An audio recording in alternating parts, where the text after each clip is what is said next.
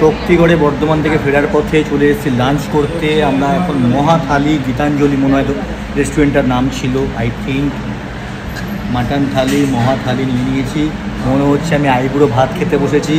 সব কিছুই আছে, পাশে শুধু ফুলটা নেই। ও ফুল আছে, গাছ ফাছ দিয়ে দিয়েছে।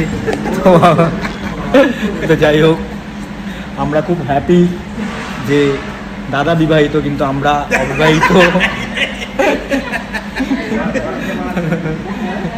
তাতে আমরা খুব খুশি যে আমরা বিয়ে না করে আইবুড়ো ভাত খাচ্ছি। শক্তিগড়ে এসেছি, ল্যাংচা তো থাকবেই, থালির সাথে আছে দই, চাটনি, মাটন, এদিকে আছে আলু পোস্ত। হ্যাঁ আলু পোস্ত, এটা মানে ফুলকপি তরকারি, ডাল, একটা ভাজা আছে, আলু ভাজা, একটা চিকেনের কিছু ফ্রাইড চিকেন, স্যালাড, অনেক কিছু আছে, পাঁপড়, ভেন্ডি ভাজা। তো ঠিকই আছে। আম চিকেন কোথায়? এই যে আম চিকেন।